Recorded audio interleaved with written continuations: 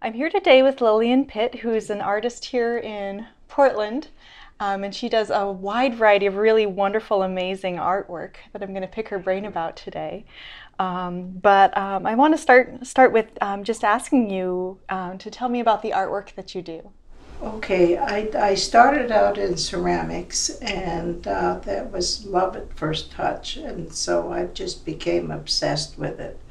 I was going to a community college in Gresham and was going to be a social worker, and so, but I happened to take a ceramics class, and that changed my whole life. And and that was just so much fun, and I just started playing in clay, and then I didn't know what to do, and I made 5 pieces, and and then we raku fired them, and I had never heard that word before, and so it was complete tabula rasa, just no information or knowledge about art or art doings. Mm-hmm. And then I went to an opening where R.C. Gorman, the Navajo artist, was showing Mm-hmm. in Portland, and it was really amazing. And I had these awful pictures. They were Polaroid pictures of my pieces, and they weren't finished or anything. And they were around the flowers, and these awful pictures. Mm-hmm. And then he asked me if I sold them, and all these instant decisions. I said yes, and for how much? And I said, well, 100, 100, 110, and 100. He says, why is that 110? I said, because I like it better. So that was my marketing skills, and so he bought 2 of them. Oh, And wonderful. so then he helped me get into all his galleries, and so he said, you need to, I'll advise you now, you need good photography and you need to pay your taxes. Mm-hmm. Well, I didn't think I'd ever make any money to pay any taxes, and so, but those were his bits of information. And so I started making masks, and then I found out where my people came from. I was born on the Warm Springs Reservation, and I didn't know quite. I thought we were always from the reservation. And it's one of those things that wasn't talked about in my family because mom and dad were both raised in the boarding schools, and so Yeah. they were punished to speak languages and have long hair and change their clothes and all of that. And Yep. so it was kind of a sore point with my mom and my dad mostly, and so we never learned our language, and we never learned where we were from, Mm-hmm. and so I went and visited an elder, Lucinda Smith, and she had company from Yakama, which is across the river, and and then they said, well, we knew your grandmother, and she was from um, Wisham, and her name was Wayutin. And I thought, oh my gosh, this is such wonderful information to find out who I am. Mm-hmm. And she lived under the village, in the village, under the gaze of Shaglal. And I said, who's Shaglal? And that's she who watches. And so it was so profound that it just gave me a strong sense of identity, especially when I went to see it. Yeah. And that was so intense. And so I fell in love with the image, and I found the petroglyphs, and I thought, oh gosh, these are magic. These are all magic. And Mm-hmm. so that was how I started. And And then I started adding feathers and beads to my pieces, and I still do. And then I got help from all my friends who were artists who taught me things, and I went up to Seattle to Sacred Circle Gallery and met Larry Avicana and James Lavador and all these wonderful artists who were so helpful.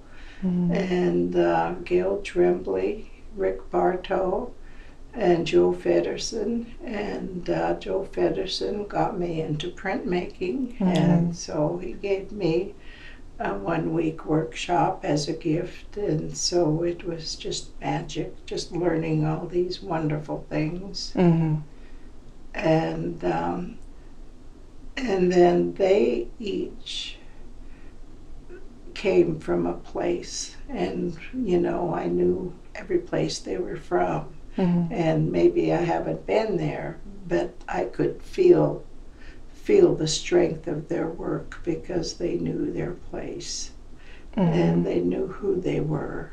And so we all worked together, we traveled together, we had shows together, and it was a real strong community. So well, that's wonderful. Oh, thank you.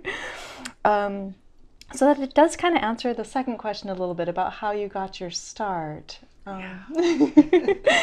So I want to ask you about what inspires you as an artist.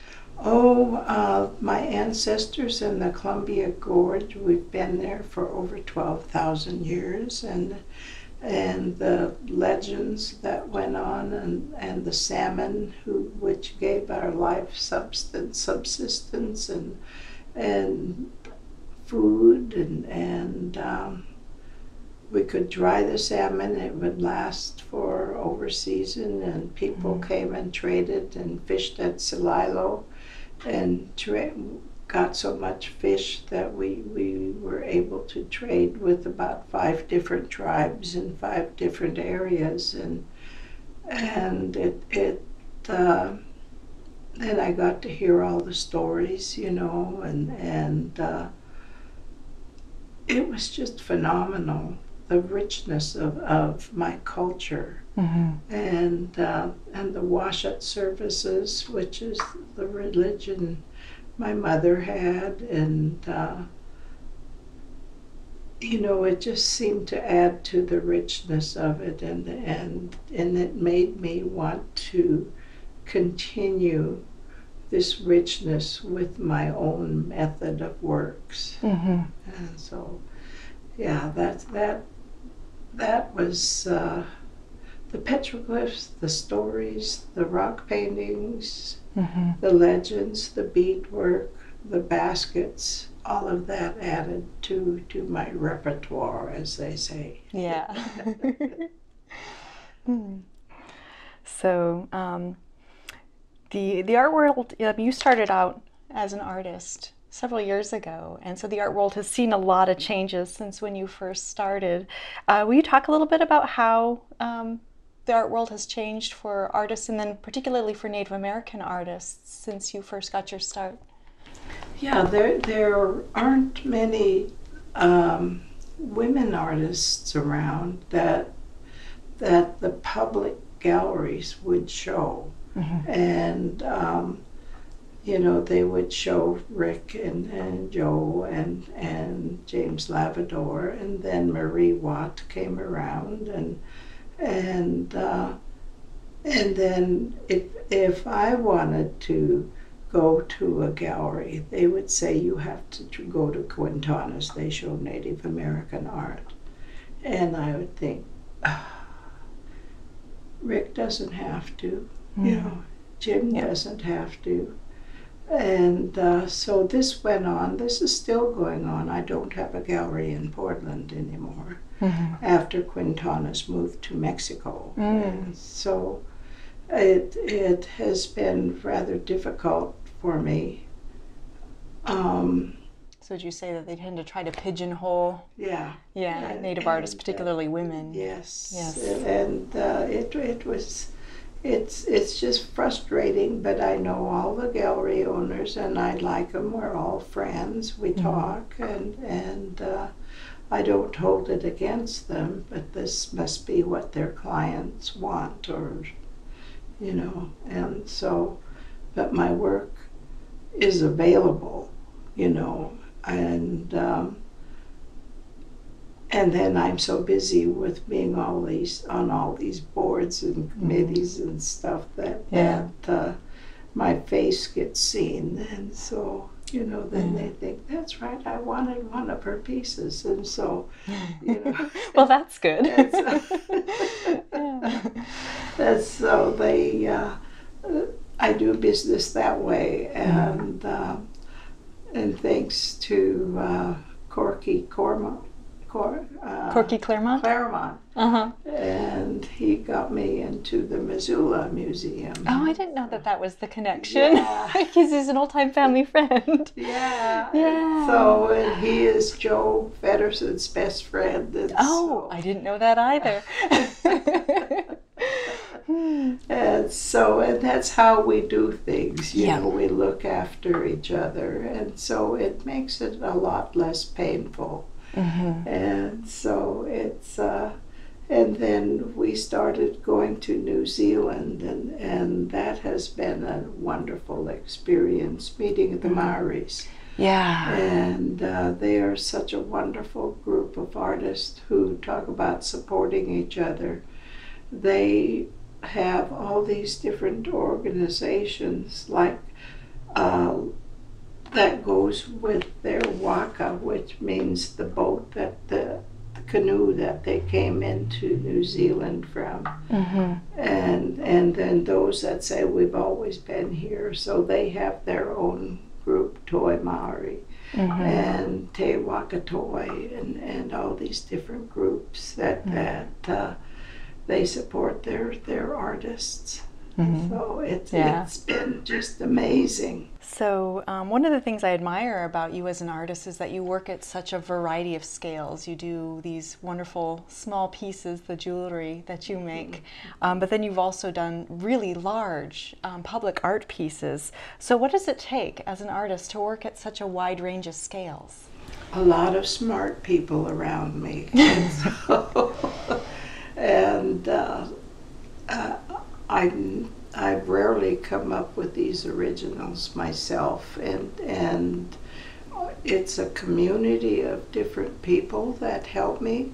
And like with my public art, we've got a piece in Springfield, and you'd be on the freeway median between Springfield and Eugene, and that is 44 feet long and 19 feet high, and stainless steel and bronze, and that was because Michael was so good at the computer, so he did everything, and we were honoring the Kalapuya people. So what it is the call for artists that people send me. If it's Native American related, I'll submit, regardless of what it is. And if I get it, then I find the people that and they're always friends, that do what's special about this project. And it's been amazing, the different fabricators I've met who've come and go. They've moved to Bellingham, or they've retired. I make them too busy, so they're retired. They fired me. They all fired me, is the truth. You make them work too hard. Yeah, I do.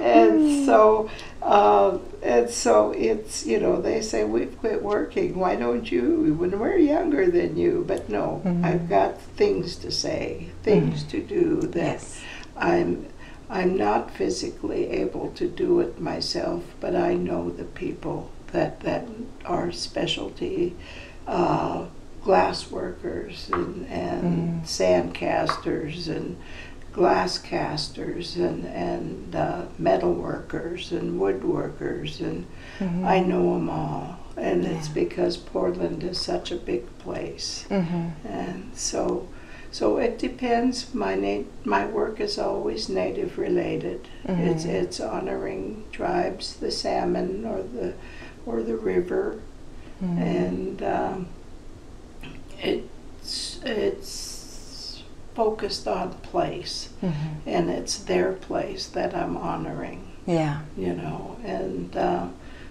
so that makes it fun. You know, a little stressful at times, but that's my own doing.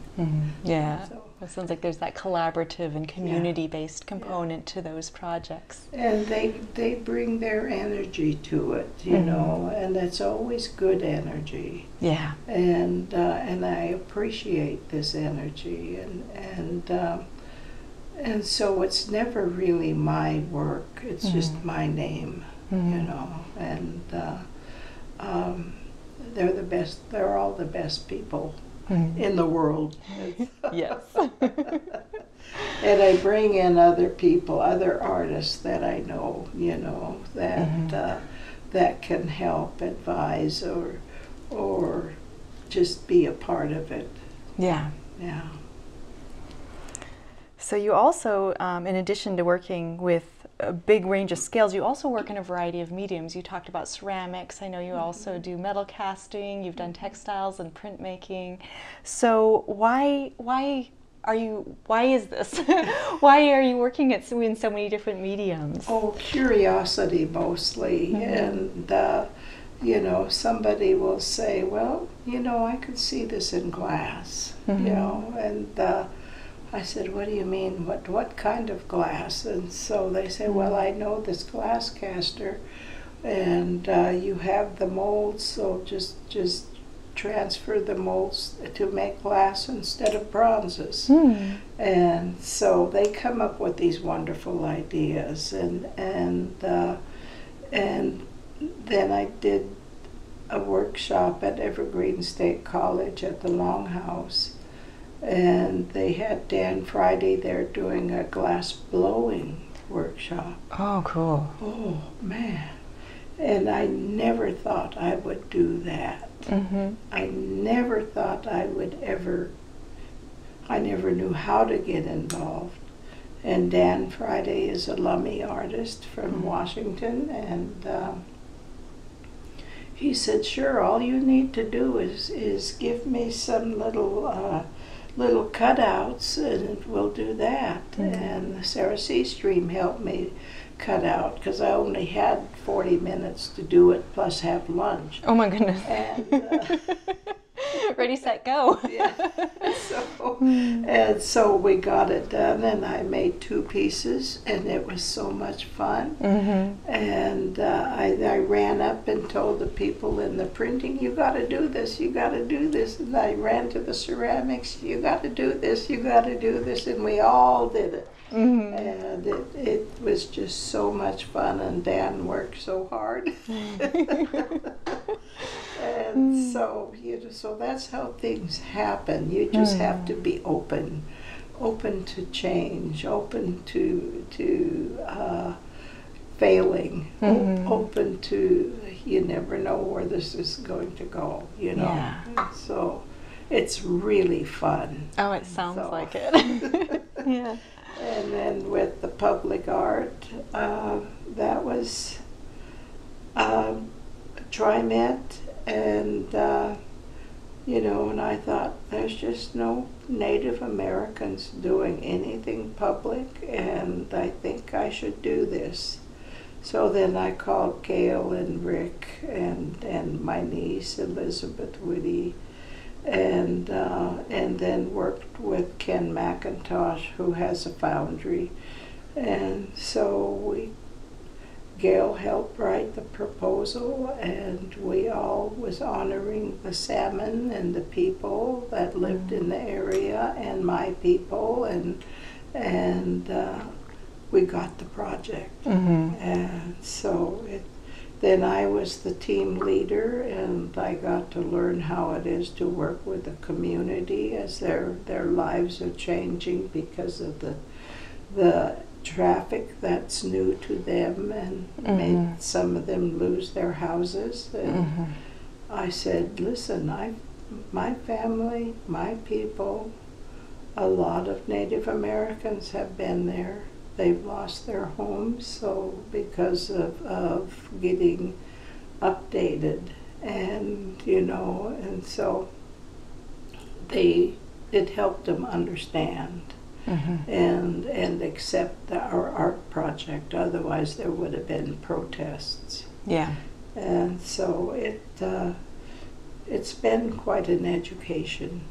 So and being open to that too. Yeah. So. One of the projects that I did want to talk to you about that you've done that's public is the Confluence project along the Columbia River. I'd love to hear you talk about the project generally, but then also your contribution to the project. Oh gosh, I was the education, although I'm not a teacher, but it was my responsibility to teach the culture bearers, like the basket makers, the fishermen, how to make their nets, and the carvers, and whoever I could get to come and talk to all the schools in the Columbia River and do a presentation. And I was doing it myself, and our job was to teach about place. And about honoring our ancestors. And this was to all students, native and non-native. But we were focusing on the natives. And then we had Toma, the painter, and he did a lot of murals and told the stories that way, and the kids just loved him because he had braids, and they just loved those braids. The kids would start to grow their hair and have braids too, the Indian kids. Nice. And so that was really fun, but then they worked me to no end, so my back is really bad, so I quit. And now they have the Lillian Pitt Education Fund, and so wonderful. Raise money for that. So that money goes to the culture bearers, so they get a better pay, and pay for their gas, pay for their lodging if they come far. So that's the only thing that's for. So they can write grants for all the materials and stuff, but I don't know why people don't want to pay native traditional workers. And these workers are so wonderful. They keep coming back because they love it so much. Oh, that is wonderful. And they're pleased that they're getting their worth. And so yeah. That's a great project. Now, there's another couple projects that you're working on and maybe working on soon.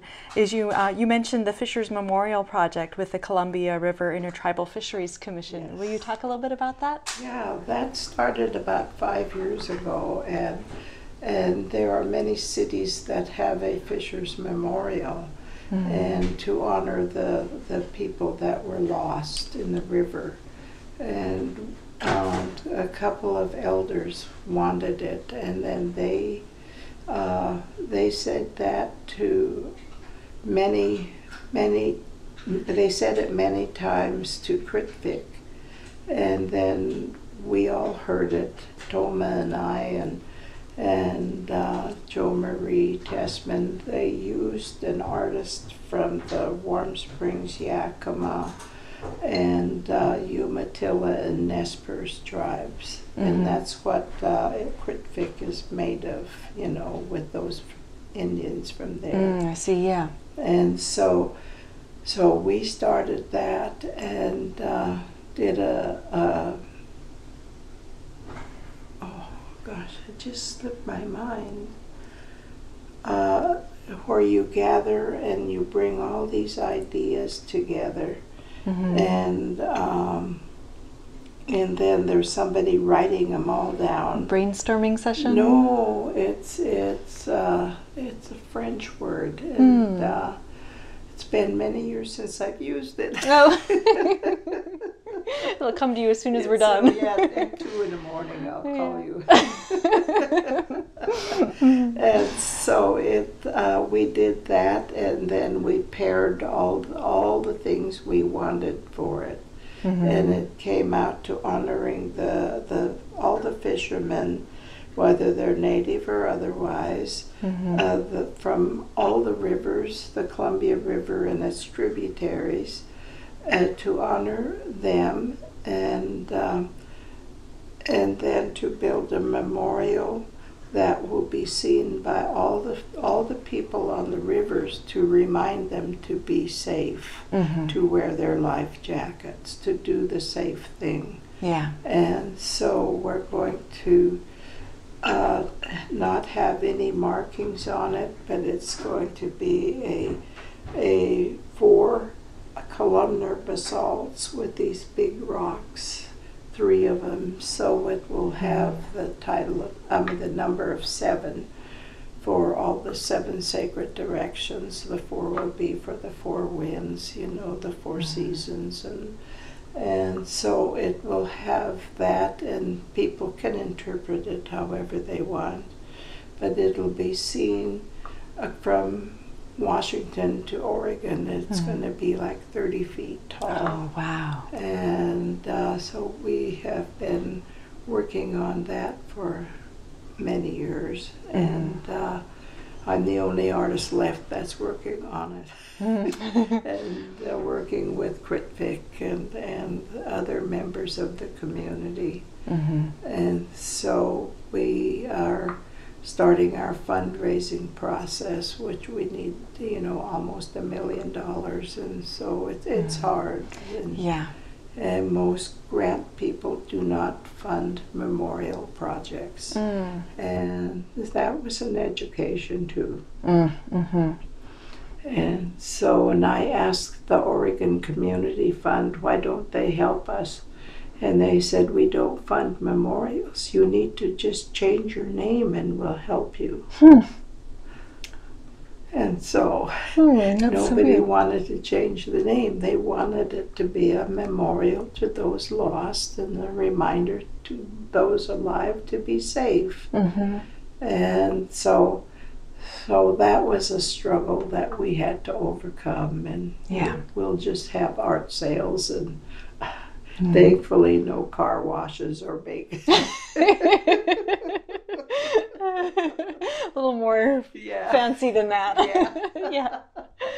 Well, I look forward to seeing it when you guys get it built, because that sounds like an amazing project. It really is, and we've got all the Tidewater barge companies, and the fishermen were able to talk to them and say, listen, we do have an issue with you. And so their issue was the bright lights at night from the barges, and then the loud horns that honk, that scare the fish away and scare the daylights out of the people, the fishermen, and sometimes they run over the fishermen when they're fishing at night. My goodness. And so there's these safety issues that we're able to contribute to the solving of.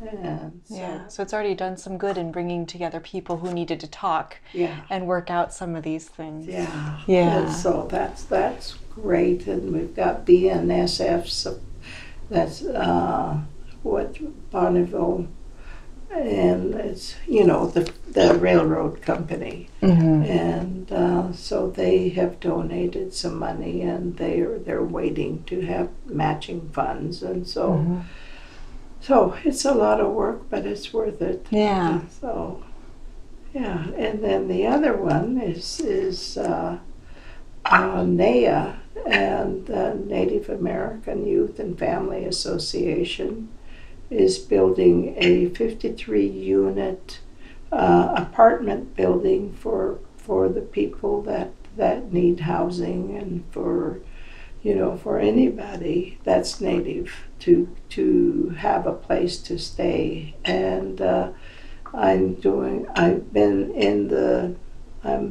one of 2 finalists for the public art to go outside, and I'm I'm not really ready to talk about what I'm doing, you know, and it's not very professional to either show your work or talk about your public work until it's been chosen. Yeah, of course. And a lot of Native artists don't do that, and I'd like that to be known, that you know, that when you put it on Facebook, you know, people can steal your artwork too before you ever get judged. This is true. And you know, it's a protection for them to keep their project just at home, you know, until it's been juried, then it becomes public. Yes. You know, so kids remember that.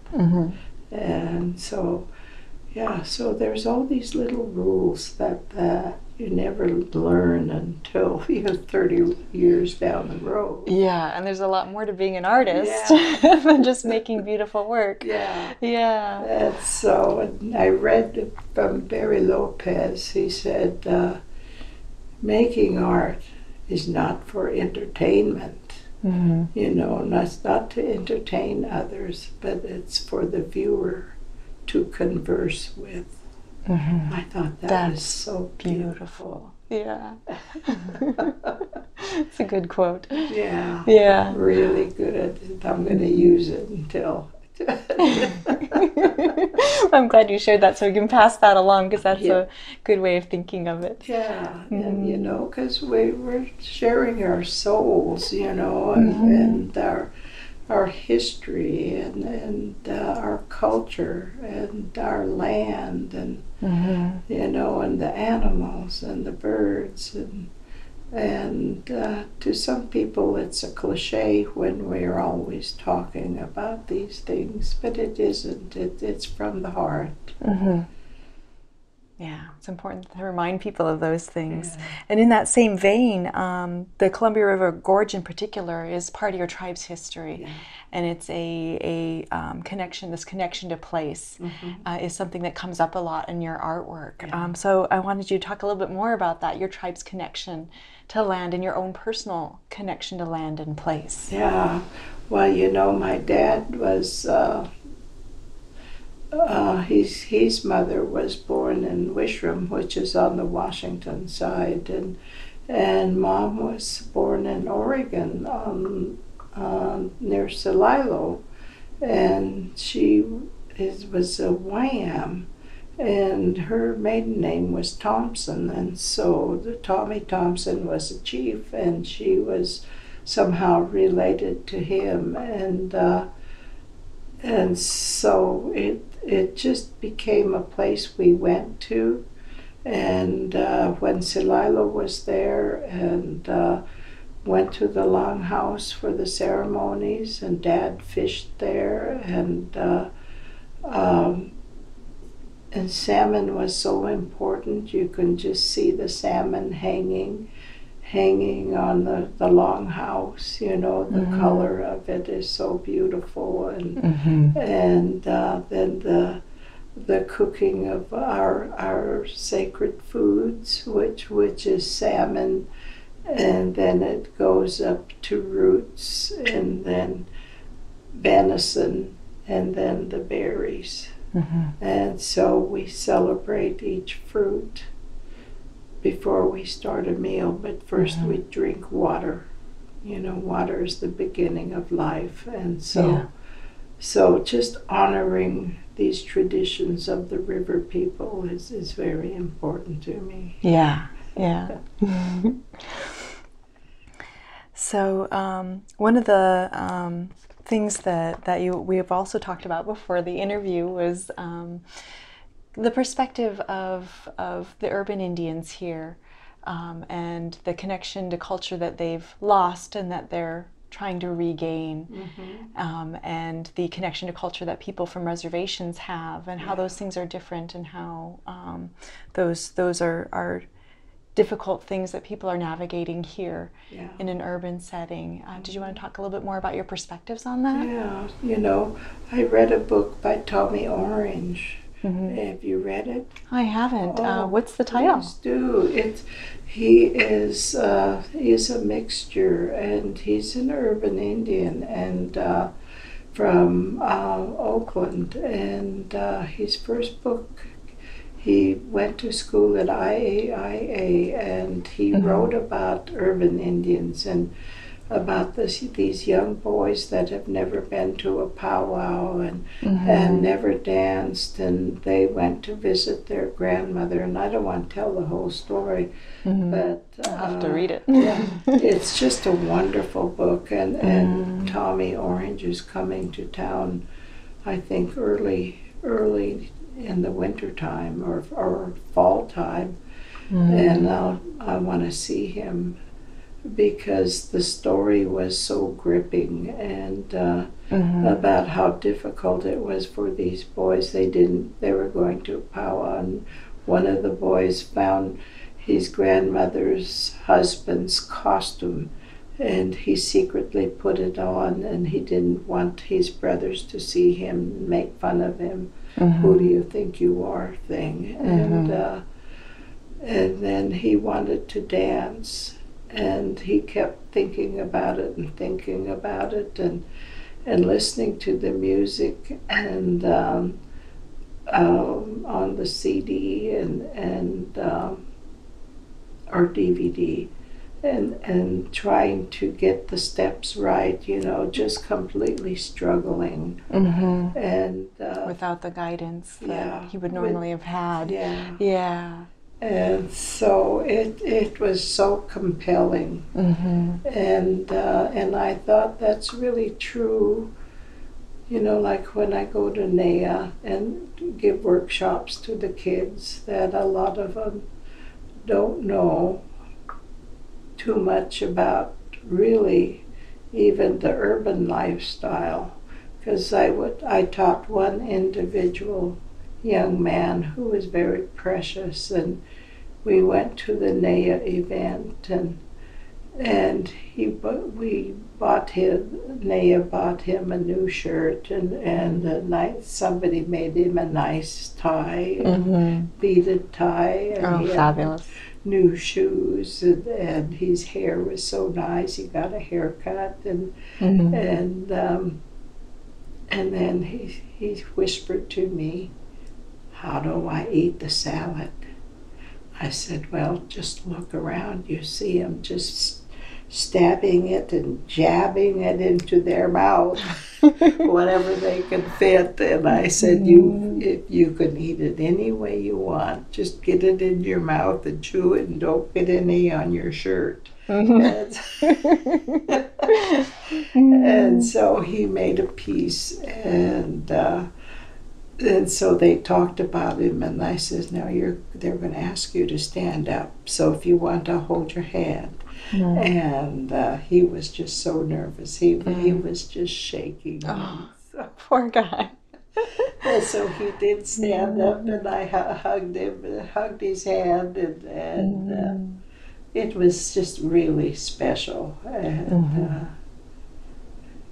so it was some memory for him. Yeah, and so then the next people were the gals from Umatilla, and they hadn't been home, and they were trying to find a way to go home and find their relatives, and so we talked about that, on how that could be done, and I asked the counselor if there was a way they could have a field trip, to Pendleton, and the thing is, I don't know the endings unless it's either real tragic or real happy. Yeah. And so, but I think that's also telling that this is something that's in the process of happening, and that hasn't fully resolved. There's a lot of people who are trying to re-find those roots, but they haven't fully completed that process yet. And so they've kind of got to grow into it, and they were very beautiful young ladies, and I was glad that they were sisters and they stayed together, so they had their support system. And so there's more to teaching a clay class. You Yeah. you get involved and try to help them as much as I can. Yeah. Well, artists are ambassadors, and when your artwork is cultural, you're also a cultural ambassador. Yep. Yeah, that's for sure. Yeah. Well, thank you so much for sharing all of your wonderful perspectives and stories today. I appreciate you taking the time. Oh, thank Yeah. you. Going down memory lane, and Mhm. so it's always fun talking to kids, and I appreciate what you're doing, and I think that's very wonderful. So thank you. Thank you.